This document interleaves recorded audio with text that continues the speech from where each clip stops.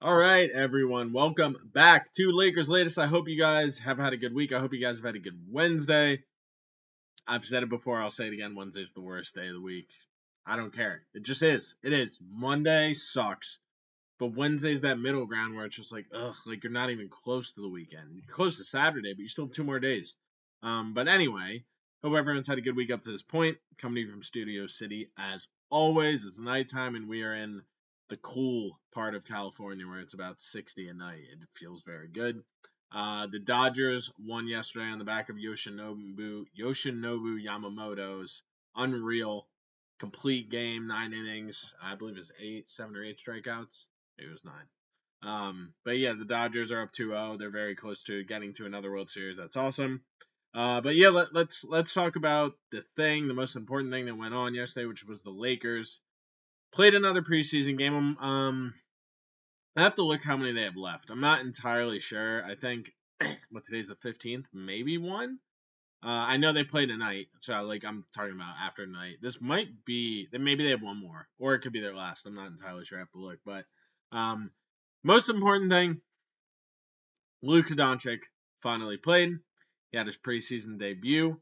He looked like Luka. I mean, he looked fantastic out there, and it's good to see Luka in a Laker jersey. You know what I mean? Obviously, we watched him play in EuroBasket this summer, where he was just unbelievable, outrageous. You almost felt like he took his game to another level there, and obviously different competition. But yeah, he obviously looked incredible there, and the hope was that he would kind of bring that over to his time with the Lakers when he comes back here, and yeah, he looked really good out there. I mean, again, first game of the preseason, so EuroBasket ended probably a little over a month ago, so now it's been a month since then, but he looked really good out there. He ended up with, let me take a look, played 20 minutes, was 7 of 15 from the field, 4 of 8 from 3, 25 points, 7 rebounds, 4 assists, and a plus 11. I mean, that's an incredible amount of action, an incredible amount of stuff to do in just 20 minutes. 25 points, 7 rebounds, 4 assists, 4 threes, and plus 11. I mean, yeah, he looked every bit as dominant as he did in EuroBasket. He looked phenomenal, and I'll say it again. This team will go as far as Luka will take them. So it was great to see him finally back out there. Obviously, we're gonna wait to see how him and LeBron play together once LeBron's healthy.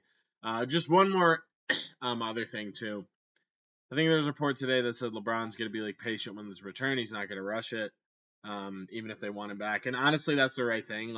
At the end of the day, excuse me. At the end of the day, you literally will go as far as LeBron and Luka will take you. So it's if you have LeBron 70%, you're not good. You need LeBron damn near as close to 100% as you possibly can. So I think that's the right call on his part to be patient, and I would hope that the Lakers feel the same way. But yeah, obviously we're still waiting to see Luka and LeBron play together this season. Even though it's just preseason, we still haven't seen any of that. That is what I'm really looking forward to, seeing them bounce off each other, seeing them play off each other, and kind of doing a little bit of everything on the offensive side of the ball. Where both of them obviously we're gonna play off ball, they're gonna play on ball, they're gonna be ball handling, which Reeves will do a little bit too. But we will see what that looks like when LeBron is fully healthy and back out there, which at this point is probably going to be 3 to 4 weeks. So, yeah. But anyway, Luka looked unbelievable. Just very happy to see him back playing for the Lakers. And yeah, think he is his best basketball is ahead of him, and I think he's in for a huge year. So we'll see what happens there. But obviously, Luka's looked phenomenal, and this is his franchise now. At the end of the day. All right, let's talk about Austin Reeves. So, talked about Austin Reeves a little bit last time.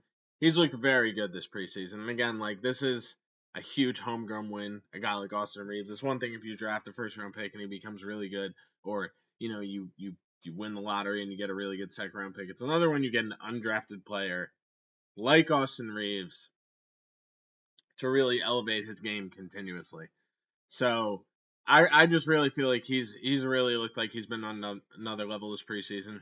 Obviously, He's going to have some ball handling responsibilities. I think LeBron and Luke are going to be the main ball handlers, but there's going to be plenty of times where Reeves is going to have to be that secondary or tertiary ball handler. And he's just looked really good. Again, like he looks fluid out there. He looked really good next to Luka, which to me was one of the most important things. Obviously, we know how he's looked next to LeBron. They played together for 4 years, but he's only played half a season with Luka, if even. And you know, he's looked really good out there with Luka, especially tonight with that first game. Reeves played 22 minutes. There's 8 of 16 from three. Excuse me, not from three. 8 of 16 from the field, 2 of 6 from three, 25 points, 4 rebounds, 2 assists. I think it was like a -5, but again, it's preseason. Like, you're going to be on the court, you're going to be off the court sometimes. But yeah, I mean, again, he looked really good out there. I feel like he is really ready to elevate his game maybe to another level that we haven't completely seen yet. The question is, how much is he going to be able to do that next to Luka and LeBron? At the end of the day, Reeves is looking for a new contract, so he is going to want to be able to showcase his abilities. But at the same time, like, he wants to win a championship just like everyone else on the Lakers. So I think he's going to, I don't want to say like give up some responsibilities or some ball handling duties, but I feel like he's going to have to pick up some spots elsewhere, and he's going to have to play a little bit more off ball and kind of figure things out with those two. But for the start, like he's looked really good in preseason. I think you got to be excited about Reeves. This is a guy that has gotten better every single year he's been in the NBA.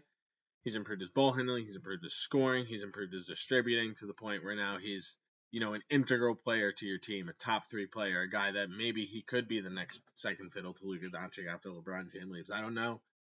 That's something that I think we'll see a lot of this year. But yeah, honestly, I think he's been fantastic, and I'm just really excited to see what he can bring to the table again this year. All right, let's go to another guy who made his preseason debut, and that was Marcus Smart, who, oh man, I'm not gonna lie, it was not pretty. He paid homage. I don't know if this was intentional, but he almost paid homage to Tony Snell last night. Of course, Tony Snell famously played 28 minutes and got no points, no rebounds, no assists, no blocks, no steals. And Smart almost did that. He had played 20 minutes. He had 0 rebounds. 0 points, 0 rebounds, 1 assist, and that was in 20 minutes of play. So so it was 28 minutes, and obviously that was a regular season game. I want to see if he had any. Yeah, so he didn't have any steals or blocks. So he played 20 minutes, no point. And this is also strange. He didn't even attempt a field goal. Like, it'll be one thing if you're like, oh, you're 0 of 5, you're 0 of 6, it just wasn't your day shooting. My guy played 20 minutes of NBA basketball. A guy who's won an NBA championship. A guy who's been in the league a while. And he took no shots. 0 of 0 from the field, 0 points, 0 rebounds, 0 steals, 0 blocks, 1 assist. He was 1 assist less away from putting in, Tony Snell part 2 as far as I'm concerned. Now, obviously, that was a regular season performance, so that was even more frustrating to watch, as I can imagine as a Bucks fan. But yeah, I don't know, man. It's I would have preferred to see I get it. He's not going to be a huge scorer on this team, but like, you can't be out there 20 minutes and just not take a shot. Like, that's crazy to me. Obviously, we know he's here for defensive purposes, and I think he's going to be huge. And again, it is just the first preseason game, so I don't want to put too much into it. But at the end of the day, it's still like so many zeros is just kind of crazy to me. So we'll see. Let's see how Smart does in his next preseason game, and then we can kind of accurately. Actually, I want to see because I know they're playing right now, so I'm curious if he's doing anything better. Oh, he's not playing tonight. I should have known that. Gabe Vincent's got 19 points though, so that's good. But yeah, again, at the end of the day, like, Smart's not here for his offense. That's not why he's a Laker. He's not here to score a ton, hit a bunch of threes, do that. Like, he will score here and then. He'll hit a 3, and even some nights maybe he'll get hot. He'll hit 4 or 5 threes. But at the end of the day, he's here for his defense. So we'll see what happens. I think we'll expect better games from him moving forward, or at least maybe like take a field goal attempt. So we'll see what's going on with that when we get to the regular season. All right, let's end it on Bronny James, who got hurt yesterday. I think JJ said he pulled something, so he's not playing tonight. He might be done for the preseason. 22 minutes, 7 points, 3 of 8 from the field, 0 of 2 from 3, 4 rebounds, 2 assists. This is kind of the one that sticks out. He was a minus 24. Now, the reason that kind of sticks out to me is because I think the next lowest plus minus on the Lakers, I'm not sure who, but when I was reading it earlier, it was a minus like 11 or minus 13. So I'm like, wow, you were like really ineffective on the court. The fact that your minus was like 10 points higher than everyone else. And again, like, look, Bronny's not here to be I don't want to say not be a part of the team, but like he's not here to make an impact. He's still got a long way to go to become a role player in the NBA one day, let alone like a starter or a superstar, which is probably never going to happen. If he became a role player, I consider that a win, whether it's with the Lakers or someone else. But yeah, 7 points, 3 of 8, 0-2 from 3. Like, this is a guy that he'll be on the Lakers at points just so he can be with his dad, but for the most part, I think this is a guy that's going to be in the G League and developing his game, and hopefully maybe after this year he could potentially be ready to be a contributor. Again, I'm not counting on it. I wouldn't expect it. But yeah, that's where Brian is at. So we'll see if he plays anymore in the preseason, but we're very, very close to the regular season Laker basketball, so we're all excited about that. But that is all I got for you today, guys, and I'll catch you later.